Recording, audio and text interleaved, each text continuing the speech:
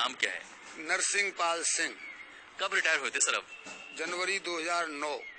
ये जो मैं किस्से की बात कर रहा हूँ कि जो हुआ था, आपने कप्तान साहब को घर पर जाके उनको बहुत बुरी तरह से पीटा था और इस बात की गूंज पूरे उत्तर प्रदेश में फैल जाती है, तो क्या मामला था सर? वो शुरू से लेके बताने की कोशिश करिए प्लीज। ये 2006 में मैं फरुखाबाद कोतवाली में इंस्पेक्टर के पद पर नियुक्त था। राहुल अस्थाना साहब पुलिस कप्तान थे। राहुल अस्थाना साहब का ट्रांसफर पूरे जिले में व्यापारी, शिक्षक, वकीलों से विवाद के कारण उनका ट्रांसफर सीआईडी को 26 मई को हो गया। 26 मई 2006 को ट्रांसफर होने के बावजूद उन्होंने अपनी रवानगी नहीं की वहां से और ट्रांसफर रुकवाने के प्रयास में लगे रहे। वहां के विधायक नरेंद्र सिंह यादव थे और छोटे सिंह यादव यही वरिष्ठ अधिकारी थे समाजवादी पार्टी के।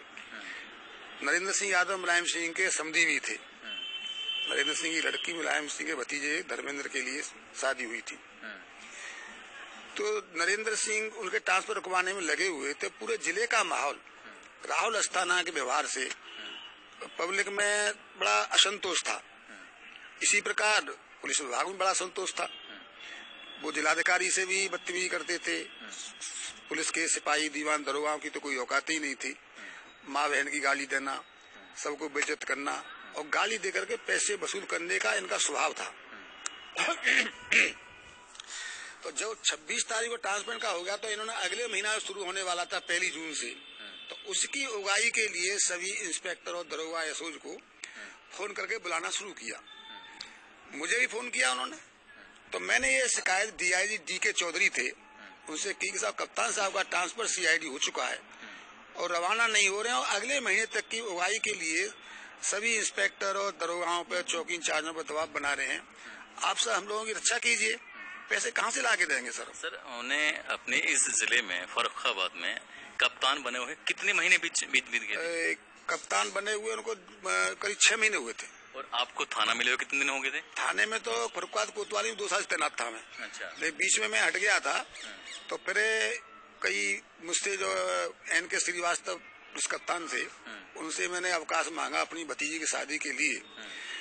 तो उन्हें थोड़ा मेरी बात बुरी लगी तो उन्होंने अवकाश तो दे दिया मुझे, लेकिन मेरी जगह दूसरे आदमी को पोस्ट कर दिया। तो पोस्ट करने के बाद परिहार को पुष्टि किया उन्होंने। तो 1 महीने के दौरान ही 2-3 बार कोतवाली का घेराव भिन्न कारणों से पब्लिक ने किया। तो प्रताप सिंह यादव सीओ सिटी थे। उन्होंने राहुल अस्थाना साहब से कहा कि आप इंस्पेक्टर नरसिंह पाल सिंह को बुला लें और वो काफी समझदार व्यक्ति हैं और यहाँ काफी दिनों से तैनात हैं। उनका सभी लोगों से बड़ा अच्छा सामंजस्य है और ये रोजाना के थाने प्रदर्शन की घटना की जो घेराव हो रहे हैं ये सब अपने आप खत्म कर देंगे। तो राहुल अस्थाना ने मुझसे उनसे कहा ठीक है बुलाइए। तो प्रताप सिंह यादव का मेरे पास फोन आया, मैं अपने घर पे था अलीगढ़ में, कि मेरी कप्तान साहब से बात हो गई है, आपको कोतवाली में पोस्टिंग हो जाएगा, छुट्टी खत्म करिए अपनी आप और कप्तान साहब से आके मिलिए। मैं कप्तान साहब से आके मिला 15 फरवरी को। तो 15 फरवरी को शाम को उनसे मिला तो उन्होंने कहा ठीक है तुम्हारा पोस्टिंग मैं कोतवाली फरुखाबाद में किए देता हूँ, तुम मुझे क्या दोगे? तो मैंने जो महीनेदारी होती है ना, हाँ, तुम मुझे क्या दोगे? थाने का क्या दोगे? महीने का? तो मैंने कहा साहब पहले मेरा पोस्टिंग कर दो, जो आपको सेवा कर दूंगा मैं। कि नहीं तुम पहले मुझे बताओ। तो मैंने कहा सर अगर आपको बिना पैसे लिए थाना देना ही नहीं है तो 50,000 रुपये दे दूंगा आपको। तो कहा नहीं 50,000 तुम्हें 80,000 रुपये देने होंगे। तो मैंने भी सहमति दिखा दी क्योंकि मुझे थाना लेना था। उसके बाद 50,000 रुपये महीने तुम्हें देने होंगे। उन्होंने शाम को मेरा आदेश कर दिया। अगले दिन मैं जाके फरुखाबाद कोतवाली में ज्वाइन कर लिया। ज्वाइन करने के बाद मुझसे कहे पैसे कब देगा? तब मैंने कहा पैसे तो इस समय घर पे थे नहीं, पत्नी से कहूंगा कहीं से उधार लेके आएगी। क्या तू कोतवाल से दिन से रहा है तो इतने पैसे भी नहीं है? ऐसा लगता है आपको कोतवाल कमाई करता है तो इतने पैसे बचते कहाँ हैं? सारे पैसे जो कमाता है उसमें 10% बच पाते हैं, बाकी सब जो है खर्चा हो जाते हैं ऊपर से लेके नीचे तक जो है। तो उन्होंने मेरा पोस्टिंग कर दिया। पोस्टिंग करने के बाद सब ठीक चल रहा था। चलते चलते फिर इन्होंने जो है बीच में पैसे मांगना शुरू कर दिया। तो 1-2 बार मैंने थोड़ा अनभिज्ञता जाहिर की तो उन्होंने बड़ा नाराजगी जाहिर की। इसी दौरान उनका जो सारे जिले में जो चल रहा था क्या नाम है अविश्वास के प्रति, तो इनका ट्रांसफर शासन से सीआईडी हो गया।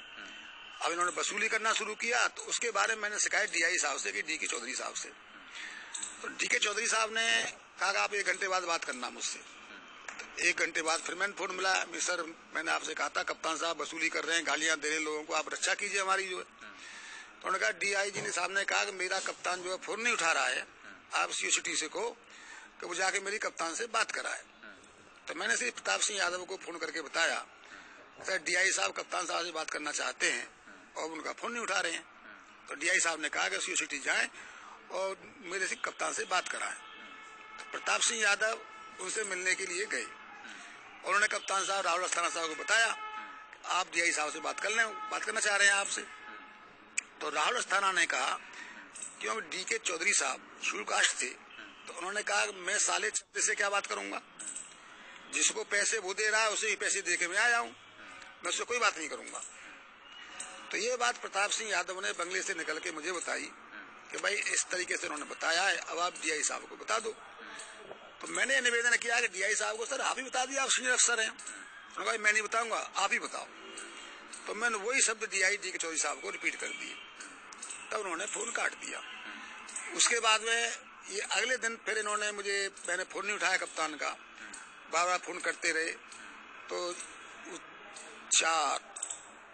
2 जून की बात है, 2 जून को फिर मैं अपने थाने में कुछ दरोगाओं की मीटिंग दे रहा था, तभी एसएसआई भारती के पास दरोगा के पास उनका फोन आया कि तुम्हारा इंस्पेक्टर चोर उल्लू का पट्टा कहाँ है। ये कप्तान साहब ने कही बात, कप्तान साहब ने कहा, और मेरा फोन नहीं उठा रहा है। तो भारती मेरे बराबर में बैठे हुए थे, उन्होंने कहा साहब कप्तान साहब का फोन है, आपसे बात करना चाह रहे हैं। तो मैंने भारती से फोन ले लिया, जय सर क्या हुक्म है सर, कि तू साले मादरचोद हरामी, तू मेरा फोन नहीं उठा रहा है, तू समझ रहा है मेरा ट्रांसफर हो गया है, साले अभी कप्तान जिले का मैं तुझे बर्खास्त कर दूंगा और तुझे जेल भिजवा दूंगा। मैंने सर मैं अभी आता हूँ आपसे, बाकी मिलता हूँ। तो इतनी बातें सुनकर मैंने सोचा कि यार तू पैसे भी ले रहा है और गालियां भी दे रहा है, दोनों काम कैसे हो सकते हैं। एक काम करो, या तो पैसे लो या फिर गाली दो। तो मेरे पास जो दरोगा बैठे हुए थे उनसे मैंने कहा भाई कप्तान साहब से बुला रहे हैं, चलो कप्तान साहब से मिलते हैं। तो मैंने भाई किसी को डर लग रहा हो कप्तान से मिलने में तो मेरी गाड़ी में ना बैठे। तो करीब 5 दरोगा और 4 सिपाही उस गाड़ी में बैठ के हम कप्तान के बंगले पे पहुंचे। सीओ प्रताप सिंह यादव कप्तान करीब 6:30 बजे का टाइम रहा होगा, तब तक कप्तान के ऑफिस में मौजूद थे। तो जैसे ही सीओ प्रताप सिंह यादव बाहर निकले तो उन्होंने मुझसे कहा इंस्पेक्टर साहब बहुत नाराज हो, क्या मामला है। तो मैंने कहा आप अपनी गाड़ी में बैठो और आप जाओ अपने ऑफिस। अब कप्तान ने हमको बुलाया तो कप्तान से हिसाब करते हैं, उन्होंने पता नहीं कितने पैसे चाहिए हमसे, कितने पैसे दे के हमको भूल गए। तो पहले तो झिझके, फिर मैंने रिक्वेस्ट की आप जाओ। तो सीओ साहब अपनी गाड़ी लेके चले गए। तो मैं बंगले में जैसे ही अंदर घुसा तो मैंने कहा कितने पैसे आपको देने, तो फिर गाली उन्होंने दी, माचो ये मुझे बताना पड़ेगा तो कितने पैसे देने। तो फिर मैंने जो है गुस्से में आके जो है कप्तान को उनकी कुर्सी से खींच लिया और लात हूड़ थप्पड़ जितना पीट सकता उतना पीटा।